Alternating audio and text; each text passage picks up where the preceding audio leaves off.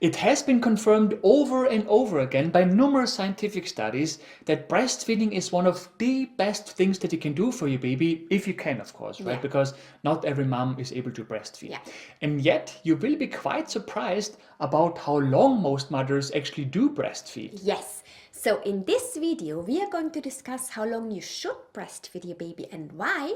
And then we are also going to discuss if there is like an upper limit in terms of how long you should breastfeed your child. Yes, and finally, we're also going to discuss the very surprising numbers about how long most mothers actually do breastfeed and why it is so important that you don't stop breastfeeding your baby during the first 10 days after your baby's birth. Yes. This is Natalie, a pregnancy and birth consultant and TCM therapist. And that's Matthias, a researcher and science geek, and we help expecting mummies and their babies naturally and science-based. Yes, so how long should you breastfeed your child?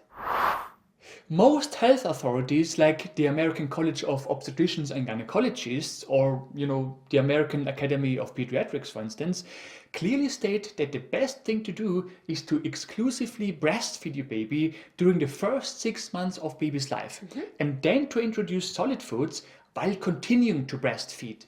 And please keep in mind, exclusively breastfeeding means no additional foods, no juice, and not even water, right? Exactly. So again, at least 6 months of exclusive breastfeeding. And then some health authorities tell you to continue breastfeeding next to feeding your baby complementary foods for at least up until the baby has turned 1 year of age. Others, however, tell you you should continue breastfeeding at least until the baby has turned 2 years of age. Yes, so at least 1 or 2 years, right? But we're gonna see in just a minute that the actual numbers deviate quite dramatically. But before we discuss this, the question that women often ask us is, okay, fine, so I should breastfeed my baby for at least 1 or 2 years, got it, but like how long is too long? Well, according to more or less all health authorities, you cannot really breastfeed your baby too long. There is no scientific evidence that breastfeeding has any negative effects whatsoever at any point in time, neither for your child nor for yourself. Yes, of course, when you breastfeed your 15-year-old son, it kind of gets weird, right? So you probably don't want to do this for the rest of your life. Right. But other than that, you can basically decide for yourself how long you're gonna breastfeed your child. So let's just very briefly discuss the question, why? Why is breastfeeding so beneficial? Well, where should I start? Yeah. So first of all, breast milk comes with a ton of nutrients that the baby does not only need to grow and develop, those nutrients also protect the baby from all kinds of diseases because you constantly pass on maternal antibodies to your baby. Therefore, such babies are less likely to suffer from respiratory infections, ear infections, gastrointestinal illnesses, and skin-related problems, etc. Yes, and apparently breastfeeding can even reduce the risk of the sudden infant death syndrome. And not only that, babies who have been breastfed for a longer period of time, so we're talking about at least 6 months, right, are also less likely to be obese later in childhood and as teenagers. Yeah. And there are also lots of other benefits for your child. Yes, and believe it or not, breastfeeding also comes with benefits for yourself. For example, breastfeeding mothers have a lower risk of developing type 2 diabetes or cardiovascular diseases, as well as certain kinds of cancers, like breast and ovarian cancer, etc. Yeah. So lots of benefits for you too. Exactly. Now, with that said, when we talk with moms about this topic, most say, okay, fine, I get it. Breastfeeding is important. But like, what do other women do? Yes, so this is when you may be surprised because despite the fact that breastfeeding is recommended for at least 1 or 2 years, the reality actually looks quite different. In the United States, for instance, in 2015, only some 25% of babies were exclusively breastfed during the first 6 months of their life, and some 55% of babies were still breastfed at the age of 6 months. Yes, so those 55% refer to babies who are either exclusively breastfed or who, in addition, are also fed in other ways, like with formula, for instance, right? And if those numbers don't surprise you, wait for what we are going to reveal in just a second, because the actual surprise is not those numbers. The actual surprise is what happens during the first couple of days after birth. Yeah. And then you will also understand why it's so important to make it through those initial 10 days after your baby's birth. But before we do that, what about the numbers in other countries? Yes, so the US numbers are actually quite high compared to the UK. In the UK, only 1% of babies are being exclusively breastfed over the first 6 months of their life, while only some 34% of babies are still breastfed at 6 months. Those numbers may have risen recently, but it's still one of the lowest in the entire world. Yes, particularly when you compare those numbers to Sweden, where about 62% of babies are being exclusively breastfed throughout the first 6 months. But in most countries, it is considerably lower than that. And we don't want to speculate about why that is, right? Because there are hundreds of factors that play into this, like, for example, the extent of governmental support, for instance, but this is beyond the scope of this video. Now, here is what's interesting. The number of women who initially start breastfeeding their baby after baby is born is actually quite high across almost all countries. Yes, even in the UK, on average, some 81% of women initially do start to breastfeed their baby after birth.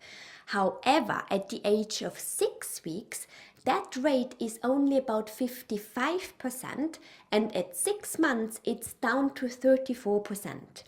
So the question is, what happens during that period that women stop breastfeeding?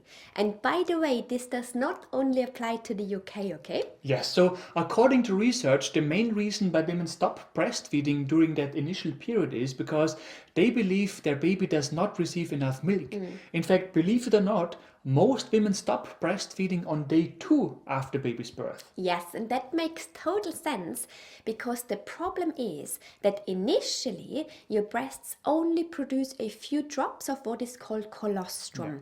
But the actual milk only starts to flow a few days after your delivery, most likely sometime between day 3 and day 5. It depends on your body. Yes, and unfortunately, this will normally mean that your baby will lose some weight during those first couple of days, right? However, not only does colostrum contain all the antibodies, minerals, and vitamins that your baby needs during those first couple of days from a micronutrient point of view, also, once your milk starts to flow, your baby will normally quickly gain weight. Yes. Therefore, please do not stop breastfeeding just because your milk is not flowing yet, okay?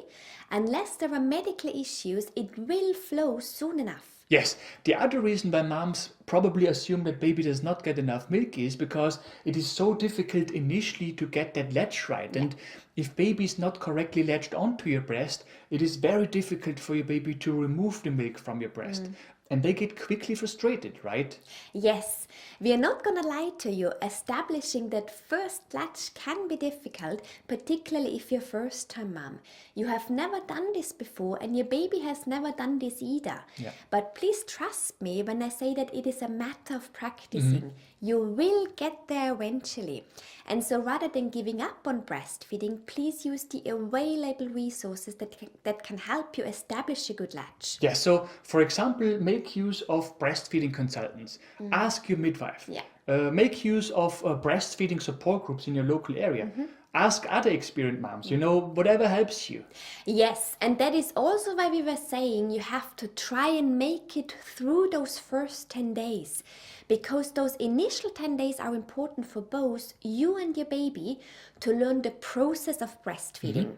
And if you manage to make it through this period, research shows that you're then less likely to give it up anytime soon. Yes, it will give you time to develop more confidence. But if you have any concerns that baby does not get enough milk, it will only work if you do make use of the available resources to get rid of those concerns. So again, please make use of all the available support to make it through those first 10 days. And by the way, if you believe that your breasts don't produce enough milk, well, there are natural ways to increase that supply. We show you how in the video that pops up now. But those tips won't work during those initial 3 to 5 days, right? Because then all your body produces is colostrum. Exactly. And if you shy away from breastfeeding because you don't want your breasts to be saggy, well, then watch the video that pops up now. Yes, in that video we explain why saggy breasts are normally not related to breastfeeding and what you can do to reduce the likelihood of saggy breasts after a pregnancy. Right. If you have found this video helpful, we would be super grateful if you could leave us a like below this video. Yes, and for more useful tips and tools on pregnancy and baby related topics, make sure to subscribe to our channel and to hit the bell.